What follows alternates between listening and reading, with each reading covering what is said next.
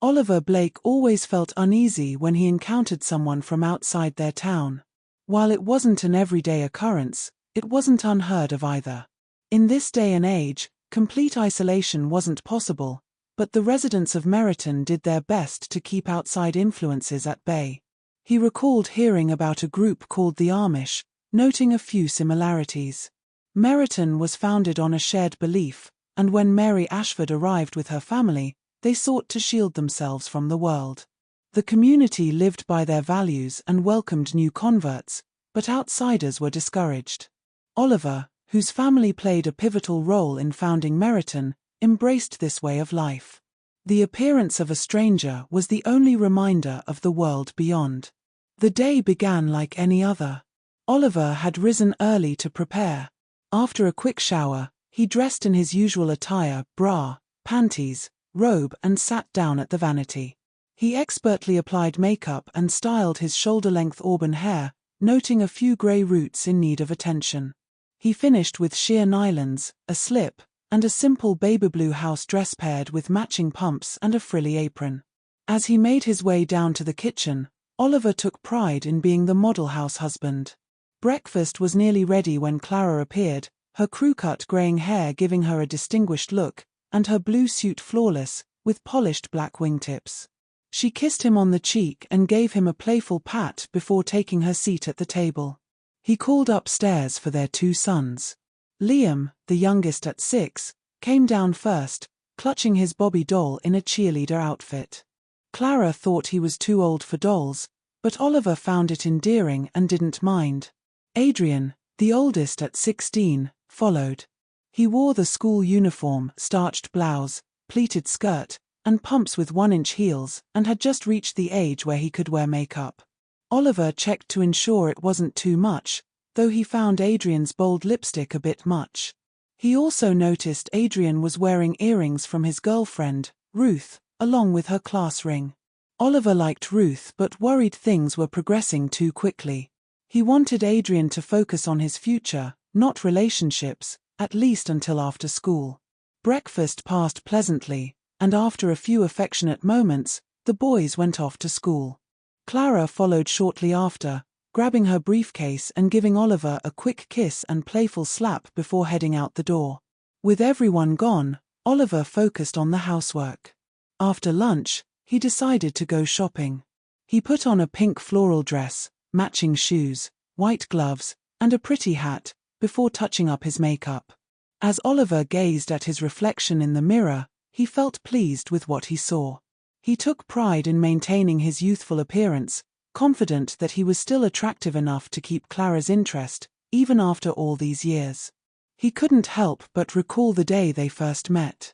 At 17, he was dancing at a youth event when he decided to stop by the malt shop. Still in his square dancing outfit, blue checked dress, full petticoat, and white Mary Jane flats, he sipped his soda. He noticed a woman, wearing a cardigan sweater, eyeing his nylon-clad legs. He chuckled, and she blushed before he invited her over. Her name was Clara Blake, and it was love at first sight. Now, here he was, Mrs. Oliver Blake, a proud father of 2 wonderful sons. He hoped they would one day find a strong, caring woman to look after them, just as Clara had done for him. A man needed pampering, and she always knew just how to make him happy. After driving around town for a bit, Oliver decided to explore the shops at the mall. The place seemed quieter without the usual groups of teenagers, and the clacking of his heels seemed louder than usual in the silence. He wandered into a men's boutique, but the dresses seemed more suited to slimmer figures, not his more proportional build. The shop was nearly empty, save for a bored young clerk who half-heartedly tried to convince him to try on a mini dress. Oliver thought it looked unflattering, but he did find a pair of cute ankle-strap sandals that he decided to buy. After a little more browsing, Oliver decided to stop by the nail salon for a manicure. He was pleased to see that Howie Hansen was working that day. Howie, a newcomer to Meritan, had come to the town right after high school, eager to be part of a place that seemed to embody everything he had dreamed of. Once an outsider, Howie now fit in seamlessly, like a true local. Oliver had been part of the welcoming committee when Howie was accepted as a citizen. He remembered Howie's early days, his short, unstyled hair, his unrefined makeup, and awkward mannerisms. But Howie had a strong, genuine desire to belong, and Oliver could see that he would thrive in Meritan. Now, Howie stood before him, confident and stylish. His hair and makeup were impeccable, his expensive suit and sheer hose well put together, and his mannerisms graceful as he moved. "Hi, Mrs. Blake. So good to see you," Howie said with a bright smile, reaching out to touch Oliver's arm. "Please, have a seat. You look as lovely as ever." "Thanks, Howie," Oliver replied. "You look stunning yourself. Those shoes are darling." Oliver settled into the chair, and Howie began working on his nails. "Is that what I think it is?" Oliver asked, pointing to Howie's left hand. "It sure is," Howie replied, glowing. "Myra asked me last week, and it was so romantic. She got down on one knee. I can hardly believe it, Mrs. Howie Banks," he gushed. "I've already started practicing writing my new name. There's so much to do, finding the dress, the bridesmaids' dresses. Jeff is going to be my maid of honor. So much planning, but I love it." Oliver smiled as Howie continued talking about the excitement of his upcoming wedding. Oliver remembered his own wedding day, when he had been the flower boy at his uncle's wedding. He had loved his miniature bride's outfit, and it was the first time his father allowed him to wear pantyhose and heels. He had felt so grown up. He had dreamed of the day he would be the bride, the center of attention, and when it finally came, it had been just as wonderful as he imagined. Terry, Marky, and Jimmy had been his bridesmaids, all dressed in beautiful lavender dresses. Clara had been stunning, and when she lifted Oliver's veil and kissed him, time seemed to stop for a moment. Oliver didn't begrudge Howie his happiness at all. In fact, he believed every boy should have the opportunity to experience being a bride when the time came. Once his French manicure was done, Oliver admired his nails. He had always taken good care of them and usually did his own, but sometimes a man needed a little pampering. After thanking Howie, he left the salon, knowing the boys would soon be home from school and he needed to be there for them. As he exited the mall, Oliver immediately spotted an outsider. The sight always made him uneasy, but he pushed the feeling aside. It was a woman, though she could have easily been mistaken for a man from a distance. She wore makeup, a dress, hose, and heels. What a pity, Oliver thought. She could have been quite a handsome woman. He felt a shudder of discomfort but tried to ignore her and go on with his day. But she approached him. "Oh my God, it's really true," she exclaimed. "Ron told me, but I never would have believed it. I don't understand what would make a man do this. Aren't you uncomfortable wearing a dress?" Oliver rolled his eyes, tired of these encounters. "I might ask the same of you," he replied. "And yes, it's true. Women run this town. It's only natural. Women are the superior sex, and a man should be obedient to his wife's wishes. Perhaps one day you outsiders will come to your senses for the sake of womankind."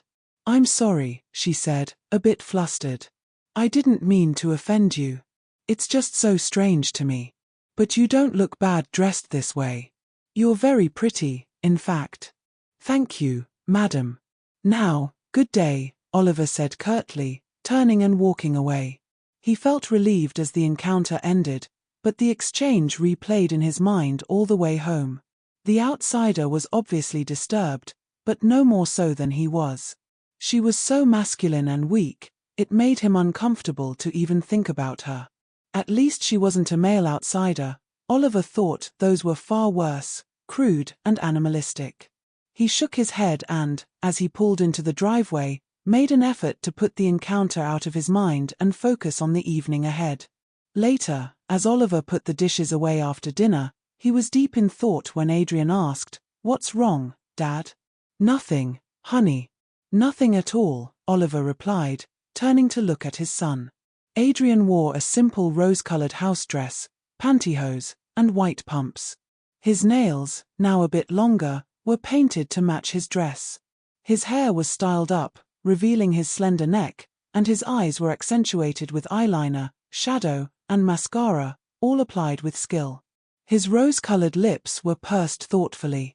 With pride, Oliver said, "You know, Adrian, you're growing up to be a beautiful young man."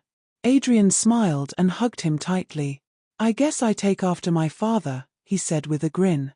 Just then, Liam walked in wearing a black leotard, pink tights, and pink ballet shoes. Clara followed behind him.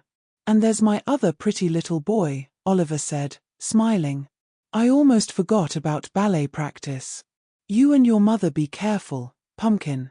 He kissed Liam on the cheek, wiping away the lipstick imprint left behind. "We will," Clara said, taking Oliver in her arms for a long, lingering kiss. Oliver smiled inwardly. No doubt about it, he thought. He was a lucky man, and he was thankful to have been born in Meritan.